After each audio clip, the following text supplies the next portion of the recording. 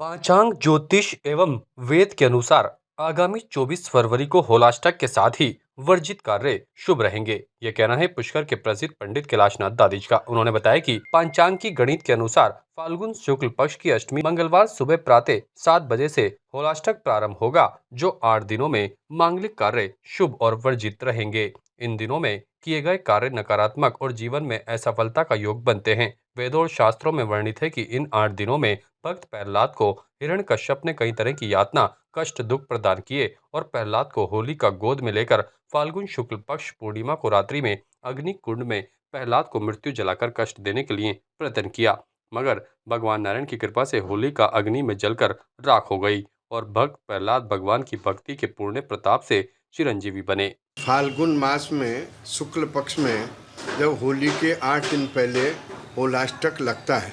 होलाष्टक पंचांग के गणित के अनुसार फाल्गुन मास अष्टमी मंगलवार 24 फरवरी सन 2026 को प्रातः 7:02 से होलाष्टक प्रारंभ होगा।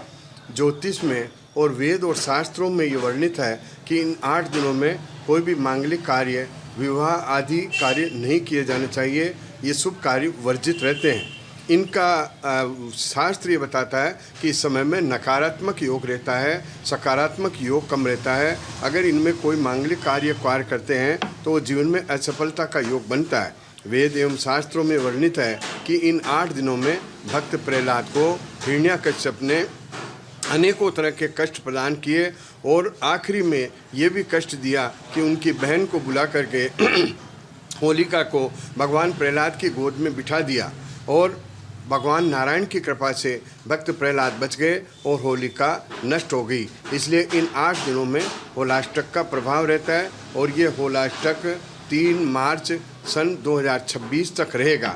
साथ साथ में ये भी लिखा है कि आने वाले समय में होलाष्टक में विधिवत अपने नियमित कर्म तो चलेंगे, लेकिन मांगलिक कार्य नहीं होंगे। ताजा खबरों के लिए देखते रहें सरेराह न्यूज। अपना फोन उठाएं और सब्सक्राइब करना ना भूलें।